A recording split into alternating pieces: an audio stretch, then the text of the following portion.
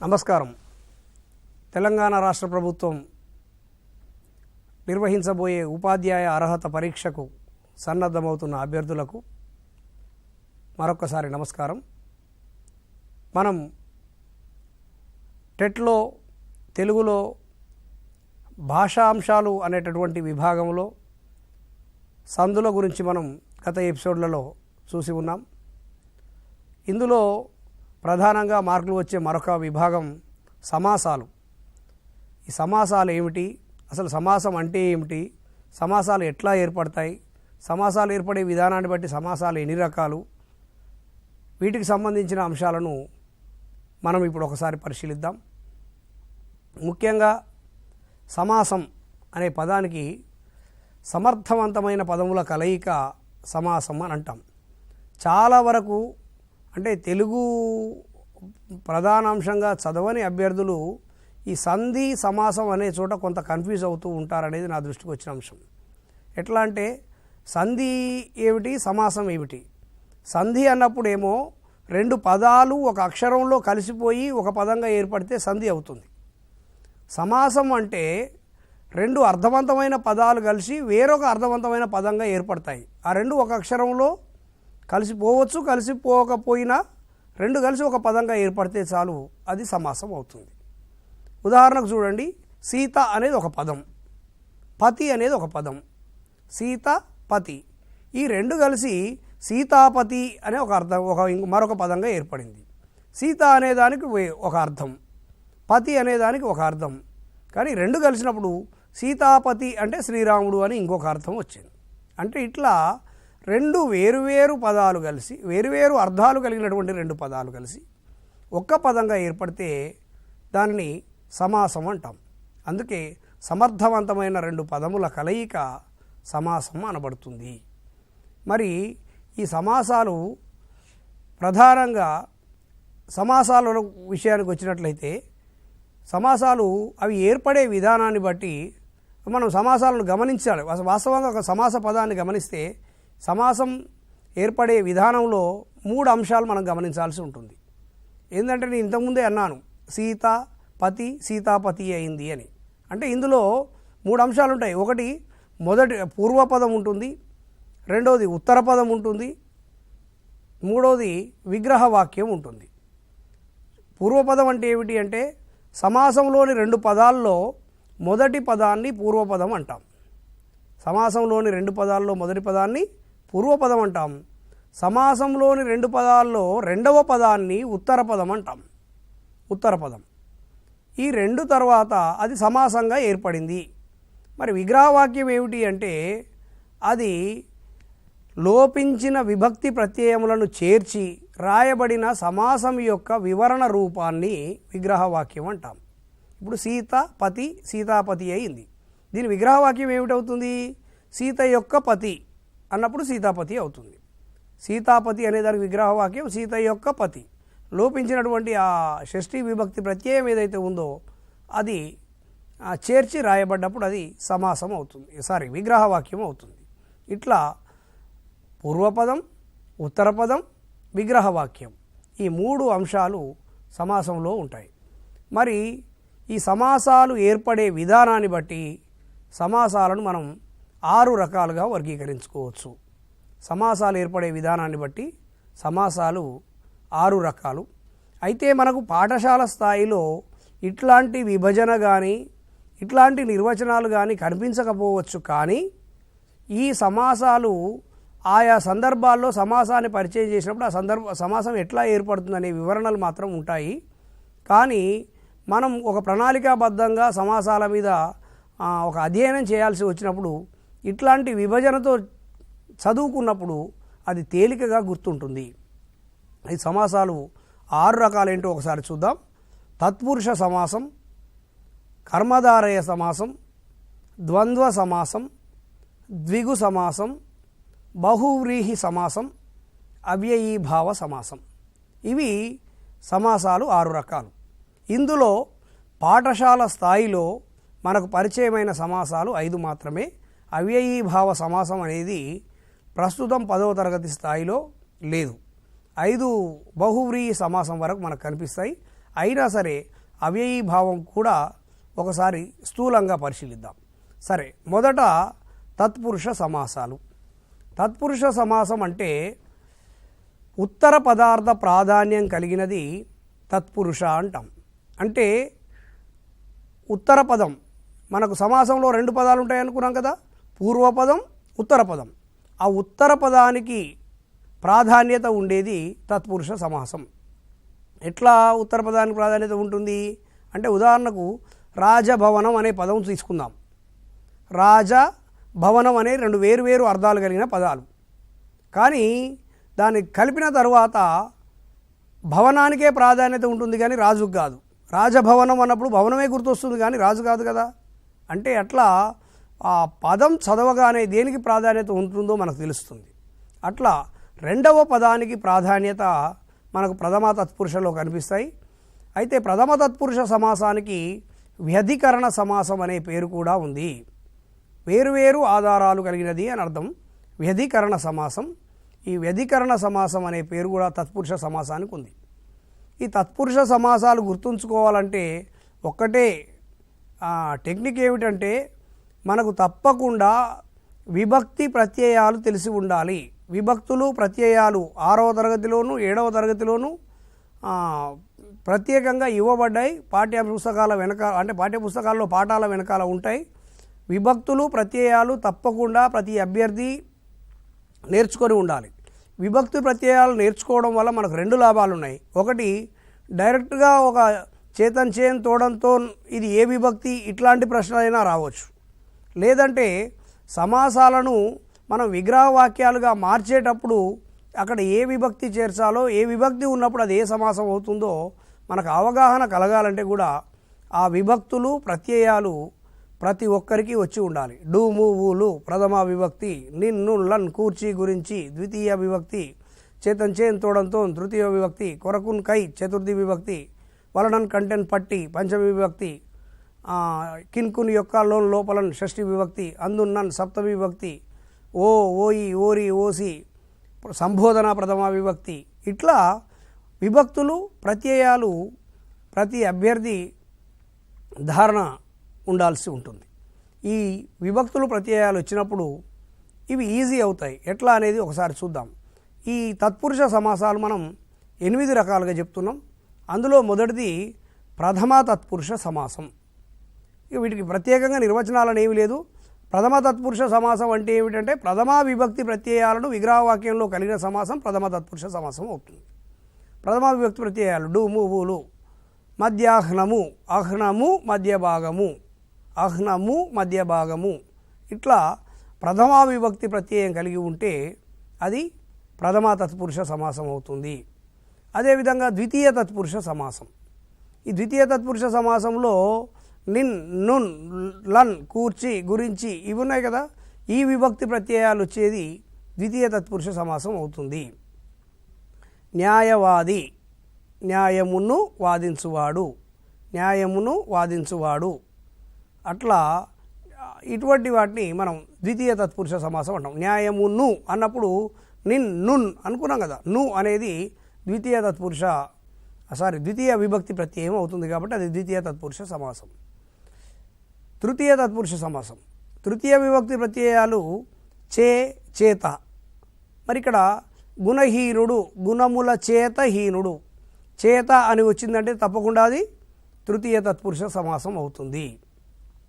గుణముల చేత హీనుడు, చేత అనేది తృతీయ తత్పురుష సమాసం అవుతుంది. చతుర్థి తత్పురుష సమాసం. చతుర్థి తత్పురుష సమాసం అంటే ఏమిటంటే, కొరకు, కై అనేవి చతుర్థి విభక్తి ప్రత్యయాలు.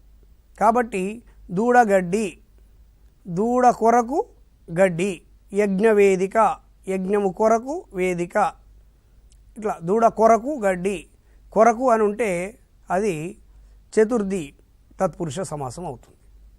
తర్వాత పంచమి తత్పురుష సమాసం. ఈ పంచమి తత్పురుష సమాసంలో వలన, కంటే, పట్టి మొదలైనటువంటి విభక్తి ప్రత్యయాలు వస్తాయి. అందులో చోర భయం, చోరుల వలన భయం, అదే దొంగల భయం, దొంగల వలన భయం, అగ్ని భయం, అగ్ని వలన భయం. ఈ వలన అని వస్తే అది పంచమీ తత్పురుష సమాసం అవుతుంది. అదేవిధంగా షష్ఠీ తత్పురుష సమాసం. షష్ఠీ తత్పురుష సమాసం కూడా రాజభవనం, రాజు యొక్క భవనం, మా ఇల్లు, మా యొక్క ఇల్లు, కిన్, కున్, యొక్క, లోన్, లోపలన్ ఇట్లాంటి ప్రత్యయాలు వస్తాయి. ఈ లో మీద కూడా వస్తుంది. ఎట్లంటే పురుషోత్తముడు, పురుషులలో ఉత్తముడు, పురుషులలో ఉత్తముడు అని రాసినప్పుడు ఈ లో అనే ప్రత్యయం వచ్చినప్పుడు అది షష్ఠీ తత్పురుష సమాసం అవుతుంది. ఇది అంటే కొన్నిసార్లు విగ్రహ వాక్యాన్ని బట్టి సమాసం పేరు వస్తుంది. ఇది గమనించాలి. ఉదాహరణకు మీకు ఇచ్చే ప్రశ్నలో పురుషులలో ఉత్తముడు ఇది ఏ సమాసం అన్నప్పుడేమో షష్ఠీ తత్పురుషం అవుతుంది. ఉత్తముడైన పురుషుడు అని అడిగిండు అనుకోండి, పురుషోత్తముడే అవుతాడు అది కూడా. కానీ విగ్రహ వాక్యం పట్టి మనకు సమాసం పేరు వస్తుంది. కాబట్టి ఉత్తముడైన పురుషుడు, పురుషోత్తముడు అన్నట్టుగా అడిగితే అది మళ్ళీ విశేషణ ఉత్తర పద కర్మధారయం అవుతుంది. అది కర్మధారయ సమాసాల్లో మనం నేర్చుకుంటాం. అంటే నేను అనేది ఏమిటంటే విగ్రహ వాక్యాన్ని బట్టి మనం సమాసం పేరును గుర్తించాలి. ఇప్పుడు పురుషులలో ఉత్తముడు అన్నప్పుడు అది షష్ఠీ తత్పురుషం అవుతుంది. అలాగే అందు, నన్ ఇట్లాంటి పదాలు వస్తే అది సప్తమీ తత్పురుష సమాసం అవుతుంది. చెరువు నీరు, చెరువు నందలి నీరు, తటాకోదకము, తటాకము నందలి ఉదకము ఇట్లాంటి పదాలు అందలి అని వస్తే మనకు సప్తమీ తత్పురుష సమాసం అవుతుంది. ఇక చివరగా నై తత్పురుష సమాసం అని ఒకటి ఉంటుంది. ఈ నై తత్పురుష సమాసం ఏమిటి అంటే ఒక నెగిటివ్ సెన్స్ కనిపిస్తుంది. మీరు ఇందులో గుర్తుపెట్టుకోండి. అజ్ఞానం, జ్ఞానం కానిది, అసత్యం, సత్యం కానిది, అవివేకం, వివేకం కానిది, ఇట్లా కానిది, లేనిది ఇట్లా వచ్చినప్పుడు అది నై తత్పురుష సమాసం అవుతుంది. ఇవి తత్పురుష సమాసాలు. విభక్తులు, ప్రత్యయాలు పర్ఫెక్ట్గా నేర్చుకున్నప్పుడు తత్పురుష సమాసాలను మనం తేలికగా ఐడెంటిఫై చేయడానికి అవకాశం ఉంటుంది. ఇక కర్మధారయ సమాసాలు. కర్మధారయ సమాసాల విషయానికి వచ్చినట్లయితే ఈ కర్మధారయ సమాసానికి సమానాధికరణ సమాసం అని కూడా పేరు. ఇది గుర్తుపెట్టుకోవాలి. షష్ఠీ తత్పురుష మన తత్పురుష సమాసాలకేమో వ్యధికరణ సమాసం అని పేరు, మరొక పేరు. కర్మధారయ సమాసానికి సమానాధికరణ సమాసం అని పేరు. అంటే దీనికి కూడా రెండు సమానమైనటువంటి అధికరణ కలిగి అంటే ఒకే పదం పట్ల అంటే రెండు పదాలకు సమానమైన ప్రాధాన్యత ఇందులో మనకు కనిపిస్తుంది సమానాధికరణంలో. చూడండి, ఇది 7 రకాలు కనిపిస్తుంది మనకు. విశేషణ, పూర్వపద, కర్మధారయ సమాసం. విశేషణ ఈ పేరులోనే సమాసాన్ని మనం ఐడెంటిఫై చేయొచ్చు. విశేషణ, పూర్వపద, కర్మధారయ సమాసం. ఈ కర్మధారయ సమాసంలో విశేషణం పూర్వపదంలో ఉంటుంది అని చెప్పబడింది. అంటే ఉదాహరణ చూడండి, నల్లకాకి అని ఉంది అక్కడ. నల్లకాకిలో విశేషణం ఏమిటి? నల్ల అంటే గుణాన్ని తెలిపేది విశేషణం కదా. భాషా భాగాల్లో మనం చెప్పుకుంటాం గుణాన్ని తెలిపేది విశేషణం. కాబట్టి నల్ల అనేది విశేషణం, కాకి అనేది సంజ్ఞ, నామవాచకం. ఆ నామవాచకం యొక్క గుణాన్ని తెలిపే పదం మొదటి పదంలో ఉంది కాబట్టి అది విశేషణ పూర్వపద కర్మధారయం అవుతుంది. నల్ల కాకి, నల్లనైన కాకి, విశేషణ పూర్వపద కర్మధారయం. ఈ పేరులోనే మనం తేలికగా మనం ఆ పదాన్ని ఐడెంటిఫై చేయొచ్చు. గమనించండి, విశేషణ పూర్వపదం అన్నాను అంటే పూర్వపదంలో విశేషణం కలిగి ఉండుట. నల్ల కాకి అనే పదం తీసుకున్నప్పుడు కాకి అనేది నామవాచకం అవుతుంది, నల్ల అనేది విశేషణం అవుతుంది. అంటే కాకి యొక్క గుణాన్ని తెలిపే పదం నల్ల. ఆ విశేషణం ముందు పదంలో ఉంది కాబట్టి ఇది విశేషణ పూర్వపద కర్మధారయం. నల్ల కాకి. లేకపోతే మంచి బాలుడు, మంచి అయిన బాలుడు, మంచి అయిన బాలుడు, గొప్ప వ్యక్తి, గొప్పనైన వ్యక్తి. ఇట్లా విశేషణాన్ని, రంగును, రుచిని ఇట్లా తెలిపేది ఏదైనా సరే. చేదు కాకర, చేదు అయిన కాకర. ఇట్లా విశేషణం ముందు పదంలో ఉంటే అది విశేషణ పూర్వపద కర్మధారయ సమాసం అవుతుంది. విశేషణ ఉత్తరపద కర్మధారయం చూద్దాం. ఈ విశేషణ ఉత్తరపద కర్మధారయంలో ఏముంటుందంటే విశేషణం అనేది రెండవ పదం ఉత్తర పదంలో ఉంటుంది. ఉదాహరణకు చూడండి, కపోత వృద్ధము. కపోతం అంటే పావురం, వృద్ధము అంటే ముసలిది. అంటే ఈ వృద్ధము అనేది ఆ పావురం యొక్క గుణాన్ని తెలియజేస్తుంది. ఈ గుణం తెలియజేసేటటువంటి వృద్ధం అనే పదం రెండవ పదంలో ఉంది కదా, ఉత్తర పదంలో ఉంది కదా. కాబట్టి దీన్ని విశేషణ ఉత్తర పద కర్మధారయ సమాసం అంటాం. రాసేటప్పుడు మాత్రం వృద్ధమైన కపోతం అని విగ్రహవాక్యం రాసినప్పటికీ అది సమాసంగా మారినప్పుడు ఆ విశేషణం అనేది రెండవ పదంలోకి వస్తుంది. కాబట్టి ఇది విశేషణ ఉత్తర పద కర్మధారయ సమాసం. తర్వాత విశేషణ ఉభయ పద కర్మధారయ సమాసం. విశేషణ ఉభయ పద కర్మధారయం అంటే ఏమిటంటే మొదటి పదంలోనూ రెండవ పదంలోనూ విశేషణాలే కలిగి ఉంటుంది. శీతోష్ణము, శీతమైనది ఉష్ణమైనది, శీతమైనది ఉష్ణమైనది.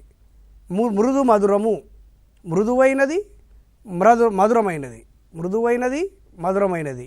హృద్యోదాత్తము, హృదయమైనది ఉదాత్తమైనది. ఇట్లా రెండు కూడా విశేషణాలు కలిగిన పదాలు ఉంటే దాన్ని విశేషణ ఉభయ పద కర్మధారయం అంటాం. ఇక ఉపమాన పూర్వపద కర్మధారయ సమాసం. ఇందులో ఈ కర్మధారయ సమాసంలో పూర్వపదంగా ఉపమానం ఉంటుంది.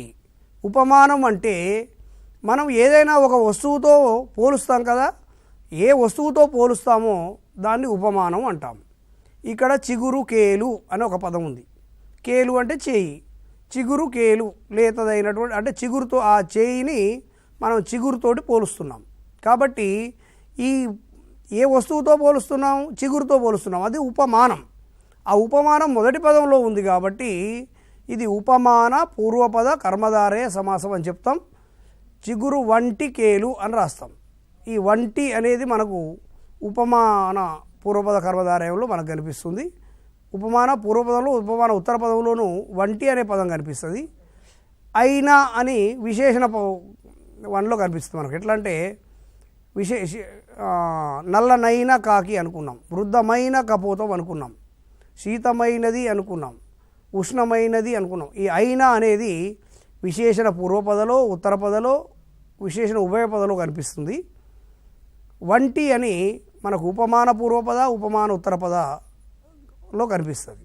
చూడండి, ఉపమాన ఉత్తర పద కర్మధారయం చూసినప్పుడు మనం ఏ వస్తువుతో పోలుస్తామో ఆ వస్తువు రెండవ పదంలో ఉంటుంది.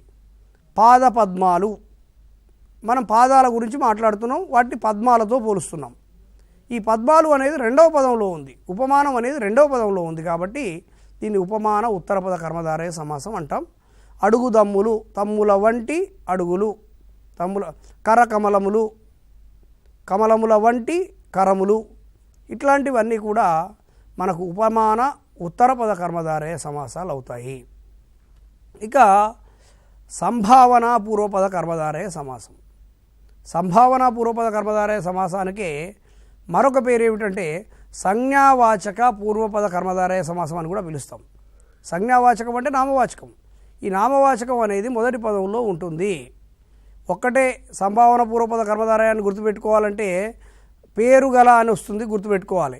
ఉదాహరణకు గోల్కొండ అను పేరు గల పట్టణం గోల్కొండ పట్టణం, హైదరాబాద్ అను పేరు గల నగరం హైదరాబాద్ నగరం, కాశీ అను పేరు గల పట్టణం కాశీ పట్టణం, హిమాలయం అను పేరు గల పర్వతం హిమాలయ పర్వతం.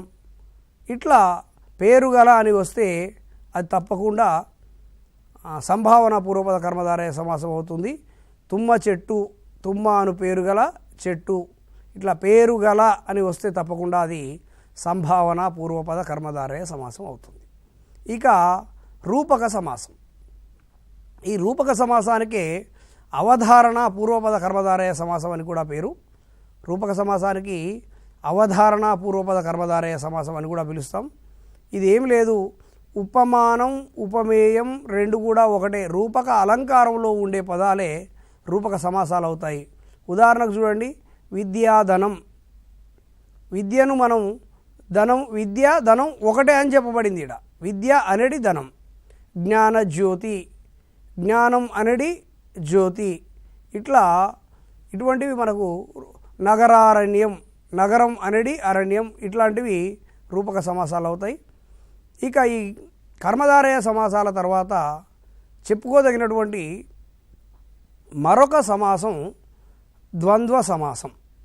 ఈ ద్వంద్వ సమాసం అనేది ఉభయ పద ప్రాధాన్యం కలిగినది ద్వంద్వ సమాసం. ఉభయ పద ప్రాధాన్యం అంటే సమాసంలోని రెండు పదాలకు సమానమైన ప్రాధాన్యత ఉంటుంది. సమాసంలోని రెండు పదాలకు సమానమైన ప్రాధాన్యత ఉంటుంది. చూడండి, అన్నదమ్ములు, అన్నయు తమ్ముడును, అన్నయు తమ్ముడును అన్నదమ్ములు. రామలక్ష్మణులు, రాముడును లక్ష్మణుడును. తల్లిదండ్రులు, తల్లియు తండ్రియు. కూరగాయలు, కూరయు కాయయు.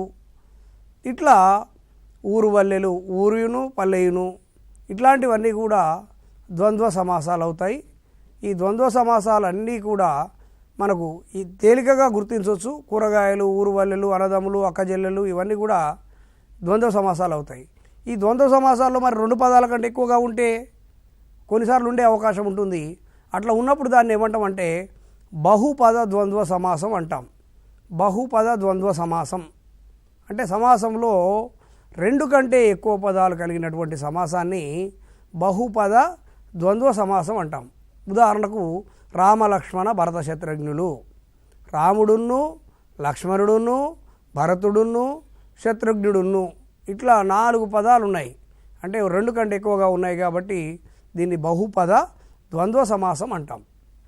అంతేకాకుండా మనోవాక్కాయ కర్మలు, మనస్సును వాక్కును కాయమును కర్మయును ఇట్లా 4 అంటే ఒకటి కంటే రెండు కంటే ఎక్కువ పదాలు ఉంటే అది బహుపద ద్వంద్వ సమాసం అంటాం. ఇక దీని తర్వాత మనకు మరొక సమాసం ద్విగు సమాసం. ఈ ద్విగు సమాసం ఏమిటి అంటే సంఖ్యావాచకాన్ని ప్రధానంగా కలిగినది ద్విగు సమాసం. ప్రధానంగా ఈ సంఖ్యావాచకం కూడా పూర్వపదంలోనే ఉంటుంది. సంఖ్యావాచకాన్ని కలిగింది ద్విగు సమాసం అంటాం. ఇదేంటి అంటే పంచపాండవులు, 5 సంఖ్య గల పాండవులు. త్రిమూర్తులు, 3 సంఖ్య గల మూర్తులు. చతుర్వేదాలు, 4 సంఖ్య గల వేదాలు. షడ్రుచులు, 6 సంఖ్య గల రుచులు. సప్తర్షులు, 7 సంఖ్య గల ఋషులు. అష్టదిగ్గజాలు, 8 సంఖ్య గల దిగ్గజాలు. నవరత్నాలు, 9 సంఖ్య గల రత్నాలు. దశావతారాలు, 10 సంఖ్య గల అవతారాలు. ఇట్లా అడగవచ్చు. లేకపోతే డైరెక్ట్ నంబర్ కూడా అడగవచ్చు. ఏంటంటే 4 వేదాలు, 4 సంఖ్య గల వేదాలు. ఇట్లా ప్రత్యక్షంగా ఈ ఏదైనా సరే మనకు ముందు పదంలో సంఖ్యావాచకం అనేది కనిపిస్తుంది. ముందు పదంలో సంఖ్యావాచకం కనిపించినప్పుడు అది ద్విగు సమాసం అవుతుంది. కొన్నిసార్లు ముందు పదంలో సంఖ్యావాచకం ఉన్నప్పటికీ ద్విగువు కాదు. ఎప్పుడు కాదంటే ఆ సమాసానికి చివరిలో కలది కలవాడు వస్తే మళ్ళీ ద్విగువు కాదు, అది బహువ్రీహి సమాసం అవుతుంది. అది ఎట్లాగో ఒకసారి చూద్దాం. ఈ బహువ్రీహి సమాసం ఏమిటంటే అన్యపద ప్రాధాన్యం కలిగినది బహువ్రీహి. అన్యపద ప్రాధాన్యం కలిగినది బహువ్రీహి. సమాసంలో ఈ రెండు పదాలకు ఈ రెండు ఉన్నటువంటి రెండు పదాలు కాక వేరే ఒక పదానికి ప్రాధాన్యం కలిగి ఉంటే అది బహువ్రీహి సమాసం అవుతుంది. ఉదాహరణకు ఎట్లా అంటే చతుర్ముఖుడు అన్నాం. చతుర్ముఖుడు అన్నప్పుడు అన్నప్పుడు 4 అనేది ఒక పదం. ముఖుడు అంటే ముఖములు కదా.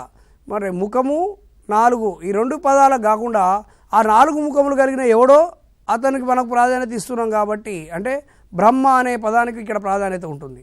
అంటే ఈ కనిపించే రెండు పదాల కంటే మరొక పదానికి ప్రాధాన్యత ఉన్నప్పుడు అది బహువ్రీహి సమాసం. అన్యపద ప్రాధాన్యం కలిగినది బహువ్రీహి, గుర్తుపెట్టుకోవాలి. ఇప్పుడు ఉత్తర పద ప్రాధాన్యం కలిగినది షష్ఠి, అన్యపద ప్రాధాన్యం కలిగినది బహువ్రీహి. ఇట్లా పూర్వపద ప్రాధాన్యం కలిగినది అవ్యయీభావ. ఇట్లాంటివి కొన్ని నిర్వచనపరమైనటువంటి అంశాలను మనం గుర్తుపెట్టుకోవాల్సి ఉంటుంది. అయితే బహువ్రీహిలో తప్పకుండా విగ్రహవాక్యం చివర కలది లేదా కలవాడు అనే మాటలు తప్పకుండా ఉంటాయి. కలది లేదా కలవాడు అని కనిపిస్తాయి. ఉదాహరణకు చతుర్ముఖుడు, 4 ముఖములు కలవాడు. ఇంతకుముందు నేను అన్నాను ద్విగువు చెప్పేటప్పుడు 4 కనిపించింది అనగానే సంఖ్య కనపడంగానే ప్రతిదీ ద్విగువు కాదు. ఎప్పుడు కాదు? విగ్రహవాక్యం చివర కలది లేదా కలవాడు ఉన్నప్పుడు అక్కడ సంఖ్య ఉన్నప్పటికీ ద్విగువు కాదు. త్రినేత్రుడు 3 కన్నులు కలవాడు. దశకంఠుడు అన్నప్పుడు 10 కంఠములు కలవాడు. అదేవిధంగా ముక్కంటి 3 కన్నులు కలవాడు. లతాంగి లత వంటి అంగములు కలది. మీనాక్షి మీనముల వంటి కన్నులు కలది, అంటే చేపల వంటి కన్నులు కలది అని మీనాక్షి. విశాలాక్షి విశాలమైన కన్నులు కలది. ఇక్కడ విశాలమైన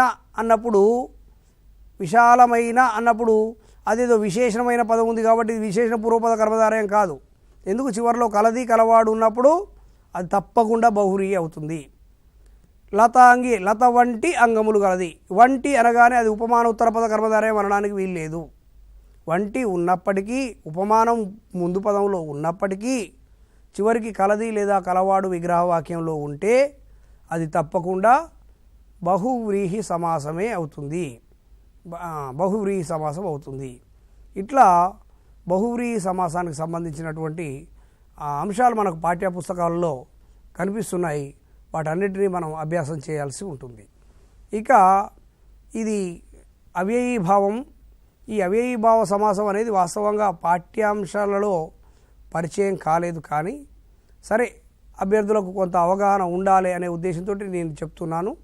పూర్వపద ప్రాధాన్యం కలిగినది అవ్యయీభావ సమాసం. అంటే ఈ అవ్యయీభావం అనే పేరు ఎందుకు వచ్చిందంటే పూర్వపదంలో అవ్యయం ఉంటుంది. అవ్యయం అంటే ఏమిటి? లింగ వచన విభక్తి ప్రత్యయాలు లేని పదాలను అవ్యయాలు అనుకుంటామని మనం భాషా భాగాల్లో నేర్చుకుంటాం. చూడండి, ఇక్కడ ప్రతిదినము, ప్రతి అనేది అవ్యయం, దానికి లింగం కానీ వచనం కానీ విభక్తి కానీ ఉండదు. కాబట్టి ప్రతిదినం, దీని విగ్రహవాక్యంగా రాసినప్పుడు దినము అవుతుంది. యథాశక్తి, ఇందులో యథ అనేది అవ్యయం, అంటే దీన్ని విగ్రహవాక్యం శక్తి కొలది అని రాస్తాం. అనుగుణం, గుణాన్ని అనుసరించి, గుణాన్ని అనుసరించి. సపరివారం, పరివారంతో సహా.